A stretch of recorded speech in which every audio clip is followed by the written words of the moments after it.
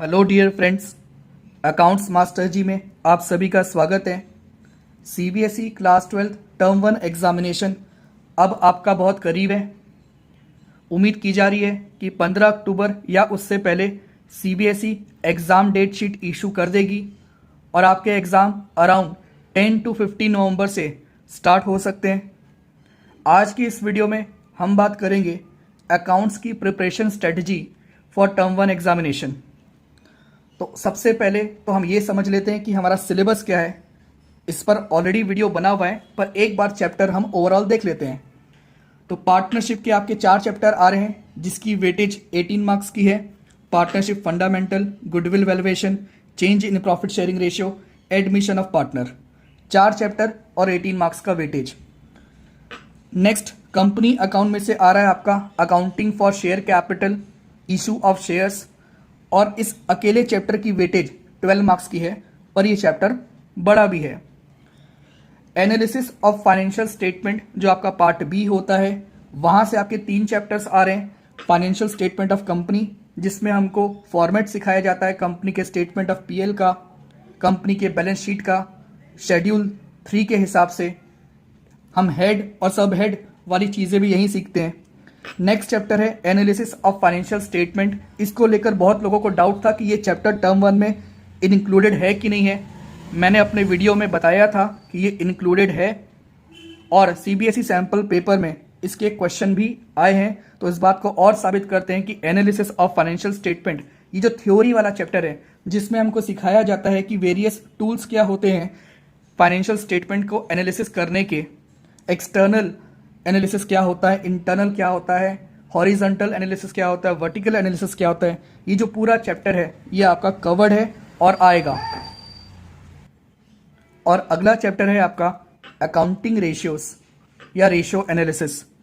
इसको लेकर मैं फिर से क्लैरिफाई कर दूं, ये पूरा चैप्टर आएगा आपका, that is all 4 categories of ratio आपसे पूछे जाएंगे।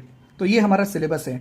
नाउ बहुत सारे बच्चे हमसे ये क्वेरी पूछते हैं कि सर किस चैप्टर को पहले करें, किस चैप्टर को बाद में करें, और एमसीक्यू के लिए तैयारी करनी कैसे है। पहली बार आपका एमसीक्यू बेस्ड एग्जामिनेशन हो रहा है दोस्त। सबसे पहला बेसिक और फंडामेंटल बात है कि ये जो चैप्टर्स हैं, ये जो आपका ओवरऑल सिलेबस है, आप पहले इसे कंप्लीट करें। एमसीक्यू पे रन कर जाना, एमसीक्यू क्वेश्चन सॉल्व करना, मार्केट से बहुत सारी एमसीक्यू की बुक ले आना, ये सब सही काम है, पर ये पहला स्टेप नहीं होना चाहिए। पहला स्टेप तो आपका ये होगा कि पहले आपको चैप्टर समझ में आना चाहिए, चैप्टर के सारे कंसेप्ट आपको आने चाहिए। तो मैंने पहली पॉइंट वही लिखा है आपका, कंप्लीट द चैप्टर और syllabus first in any order as per your preference.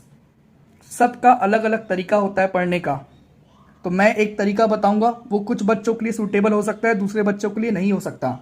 इसलिए मैं कह रहा हूं आप अपने प्रेफरेंस के हिसाब से चैप्टर का ऑर्डर सिलेक्ट कर सकते हैं कि कौन सा चैप्टर पहले करना है और कौन सा चैप्टर बाद में करना है। अगर मैं एक स्टूडेंट होता और सपोज मुझे फिर से स्टार्ट करना है सिलेबस, तो मैं पार्टनरशिप फंडामेंटल चैप्टर पहले करता, क्योंकि जब पार्टनरशिप फंडामेंटल चैप्टर मेरा क्लियर होगा तभी मैं बहुत आसानी से goodwill valuation, change in PSR और एडमिशन ऑफ पार्टनर समझ पाऊंगा। पर आप यहाँ पर कह सकते हैं कि सर पार्टनरशिप फंडामेंटल या ये पूरा पार्टनरशिप का पोर्शन काफ़ी लेंथी है। तो दोस्तों, या तो इसे आप हम शुरू में करेंगे या एंड में करेंगे, पर करना तो है। इसकी वेटेज 18 मार्क्स की है out of 40 marks, that is around 50% की वेटेज है। तो मैं तो सबसे पहले पार्टनरशिप ही करता। उसके बाद मेरे पास ऑप्शन है, मैं चाहूँ तो अकाउंटिंग फॉर शेयर कैपिटल करूँ जिसकी 12 मार्क्स की वेटेज है, या फिर मैं एनालिसिस वाले ये 3 चैप्टर करूँ जिसकी 10 मार्क्स की वेटेज है। ठीक है। अगर आप मुझसे ये पूछते हैं कि सर छोटे छोटे चैप्टर्स कौन से हैं, तो मैं कह सकता हूँ गुडविल वैल्यूएशन आपका एक छोटा चैप्टर है, फाइनेंशियल स्टेटमेंट ऑफ कंपनी आपका एक छोटा चैप्टर है, एनालिसिस ऑफ फाइनेंशियल स्टेटमेंट आपका एक छोटा सा चैप्टर है। जब आप एनालिसिस ऑफ फाइनेंशियल स्टेटमेंट में सपोज आप पहले करना चाहते हैं अकाउंटिंग रेशियो और रेशियो एनालिसिस, क्योंकि सैम्पल पेपर ने भी ये बात प्रूव की है कि जो 10 मार्क्स का वेटेज है ना फॉर दिस 3 चैप्टर, इसमें सबसे ज़्यादा वेटेज और इम्पॉर्टेंट आपकी अकाउंटिंग रेशियो और रेशियो एनालिसिस चैप्टर है। पर रेशियो एनालिसिस चैप्टर करने से पहले सबसे बेस्ट होता है कि आप फाइनेंशियल स्टेटमेंट ऑफ कंपनी करें, क्योंकि उसके अंदर आपको सीखने को मिलता है कि करंट एसेट की मीनिंग क्या होती है, इसके अंदर कौन कौन से आइटम आते हैं, करंट लायबिलिटीज क्या होती हैं, क्विक एसेट्स क्या होते हैं। ये सारी जानकारी जो अकाउंटिंग हेड होते हैं छोटे छोटे, वो सारी डिटेल्स हम यहाँ पर पढ़ते हैं। तो जब हम अकाउंटिंग रेशियोज में आते हैं और कोई पर्टिकुलर रेशियो हमको निकालना होता है, तो हमको पहले से ही उस रेशियो में जो चीज़ें आने वाली होती हैं उसका मतलब पता होता है। तो बेस्ट है जब आप एनालिसिस वाला हिस्सा कर रहे हैं तो पहले आप फाइनेंशियल स्टेटमेंट ऑफ कंपनी करें। एनालिसिस ऑफ एफएस को भले स्किप करके पहले आप रेशियो कर सकते हैं, तो रेशियो करें, बट उससे पहले एनालिसिस ऑफ उससे पहले फाइनेंशियल स्टेटमेंट ऑफ कंपनी करें। ठीक है, तो सबसे पहली बात मैंने बोली चैप्टर कंप्लीट करें। दूसरा क्या है, आप जो भी बुक यूज़ कर रहे हैं उसके सारे क्वेश्चन आप सॉल्व करें, चाहे वो शॉर्ट क्वेश्चन हो या लॉन्ग क्वेश्चन हो, चाहे आपको उसमें अकाउंट बनाना हो या एंट्रीज पास करनी हो, क्योंकि एमसीक्यू में एंट्रीज वाले क्वेश्चन भी आ सकते हैं। एमसीक्यू में आपको अकाउंट बनाकर दे देगा और उससे रिलेटेड आपसे 3 से 4 छोटे मोटे क्वेश्चंस पूछे जा सकते हैं, जिसे हम केस स्टडी बेस्ड क्वेश्चन कहते हैं। दैट इज, ये बिल्कुल भी नहीं है कि एमसीक्यू बेस्ड एग्जामिनेशन है तो आपके बुक में जो ओनली एमसीक्यू क्वेश्चन है वो आपको करने हैं, आपको सारे क्वेश्चंस करने हैं। पर आप एक बेनिफिट में यहाँ पर ये है कि ये एग्जाम आपका एमसीक्यू बेस्ड है, आपको ओएमआर शीट में सर्कल करना होगा। दैट इज, अकाउंट को कैसे प्रेजेंट करना है, एंट्रीज के लिए जो फॉर्मेट ड्रॉ करना है, ये सब आप इग्नोर आराम से कर सकते हैं। आप ये सारे क्वेश्चंस कर रहे हैं just for concept clarity, not presentation. Presentation की रेलेवेंस आपके टर्म 2 एग्जामिनेशन में होगी, जहां पर हमको एंट्रीज करनी होंगी, अकाउंट्स बनाने होंगे। तो यहाँ पर ये सारे क्वेश्चन आप स्पीड से रफ में भी कर सकते हैं, रफ में फॉर्मेट ड्रॉ कर सकते हैं, पर सारे क्वेश्चंस करना ज़रूरी है। इसके बाद आप थ्योरी पोर्शन इग्नोर ना करें। हर चैप्टर के स्टार्टिंग में कुछ थ्योरी पोर्शन होता है, पार्टनरशिप में भी है, शेयर्स में भी है, उसे आप इग्नोर ना करें, क्योंकि उससे भी एमसीक्यू क्वेश्चन बनते हैं और सैम्पल क्वेश्चन पेपर में आए हैं।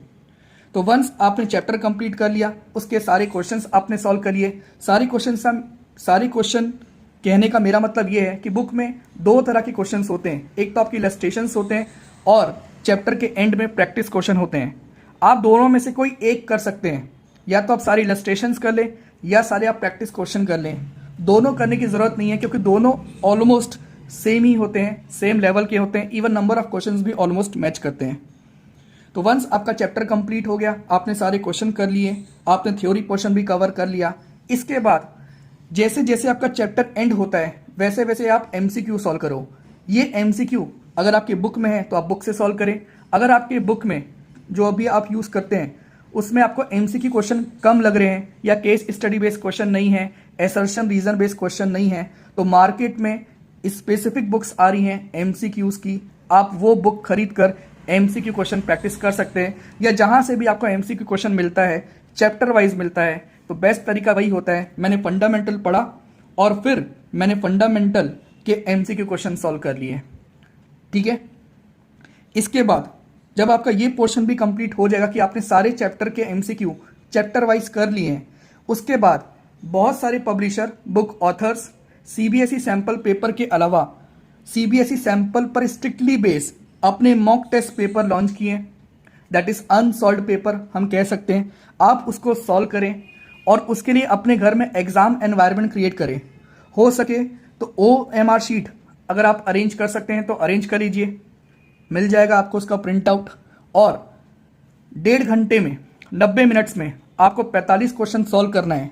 आप ये क्वेश्चन सॉल्व करने की ट्राई करें, एक रफ पेज साथ में कैरी कर लें, ओएमआर शीट कैरी कर लें, और जब आप ऑप्शन जो भी चूज़ करते हैं तो आप ओएमआर शीट में सर्कल बनाने की भी प्रैक्टिस कर लें, क्योंकि सर्कल बनाएंगे तो टाइम लगेगा। तो ये हैबिट आपको पहले से हो जानी चाहिए, जिससे कि आप सीधे एग्ज़ाम में जाएंगे तो आपका टाइम वेस्ट नहीं होगा, आपको ऑलरेडी इन सब चीज़ की आदत हो चुकी होगी। जो आपको रीडिंग टाइम मिलता है आंसर सॉल्व करने से पहले, उसका बेस्ट यूज़ करें, ऑप्टिमम यूज़ करें। रीडिंग टाइम में सारे क्वेश्चंस धीरे धीरे आराम से पढ़ें और देखें कि क्या ये सारी चीज़ें आपसे बन जाती हैं, क्योंकि इस बार प्रेजेंटेशन इशू है ही नहीं। तो आप किसी भी ऑर्डर में अपने हिसाब से आंसर ओएमआर शीट पे मार्क कर सकते हैं। इस पूरे एग्ज़ाम से पहले की पढ़ाई में सबसे इम्पॉर्टेंट है कंसिस्टेंट होना, और रेगुलर होना। अगर आप कंसिस्टेंटली पढ़ाई कर रहे हैं, अपने हर सब्जेक्ट को प्रॉपर टाइम एलोकेट कर रहे हैं अपनी स्ट्रेंथ और वीकनेस के हिसाब से, तो आराम से आप सारी चीज़ें कर जाएंगे। और एट द एंड मैं यही कहूँगा, अपने आप पर कॉन्फिडेंस रखें। आप इतना सब कुछ कर लेंगे, डेफिनेटली आप आराम से अच्छा स्कोर कर सकते हैं टर्म 1 एग्जामिनेशन में। तो अपने आप पे कॉन्फिडेंस रखें। Confidence is equal to half of victory. ठीक है। दूसरी बात, सीबीएसई ने जो अभी रिजल्ट प्रिपेयर किया था पिछले साल के बच्चों का, वहाँ पर बहुत सारे बच्चे फेल भी हुए हैं, उनके कंपार्टमेंट भी आए। अभी जो 29 सितंबर 2 दिन पहले कंपार्टमेंट एग्जाम का रिजल्ट डिक्लेयर हुआ है, वहाँ पर भी बच्चे जो है फेल हुए हैं। तो ये बिल्कुल ना सोचें कि टर्म 1 एग्जामिनेशन में सीबीएसई आपको आसानी से पास कर देगा। आपकी मेहनत, आपकी स्किल, आपकी प्रैक्टिस के बेस पर ही जो है आप टर्म 1 एग्जामिनेशन पास कर सकते हैं। कोई शॉर्टकट तरीका नहीं होता है एग्ज़ाम क्लियर करने का। सिंपल बात है, जितने चैप्टर्स आ रहे हैं, अगर आपको सारे चैप्टर्स आते हैं, कंसेप्ट क्लियर है, आपने प्रॉपर प्रैक्टिस कर रखी है, आप आराम से एग्ज़ाम क्लियर कर सकते हैं। आप चैप्टर का ऑर्डर अपने हिसाब से भले चेंज कर सकते हैं, जैसा आपको सूटेबल लगे, लेकिन करने आपको सारे चैप्टर्स चाहिए। और ये बात भी याद रखें, टर्म 1 एग्जामिनेशन के जो मार्क्स आएंगे, उसके बाद जो टर्म 2 एग्जामिनेशन में जो आपके मार्क्स आएंगे, दोनों को ऐड करके ही आपके क्लास 12 बोर्ड का फाइनल रिजल्ट प्रिपेयर होगा। तो लगभग 50% वेटेज है आप टर्म 1 में कितना स्कोर करते हैं उसकी। तो उम्मीद है आपको बातें क्लियर हो गई होंगी। अकाउंट्स मास्टर जी, हमारा जो चैनल है वो आपके डाउट क्लियर करने के लिए बिल्कुल रेडी है। मैंने पहले भी कहा है, आपको किसी भी चैप्टर में, अकाउंट्स में डाउट आता है, आप किसी भी वीडियो के कमेंट बॉक्स में कमेंट कर सकते हैं। मैं पूरी कोशिश करूंगा आपको टाइमली रिप्लाई करने के लिए। तो आप अपनी तैयारी जारी रखें, डाउट हो तो हमसे पूछें। मेरी ओर से प्रिपरेशन के लिए आप सभी को ऑल द बेस्ट।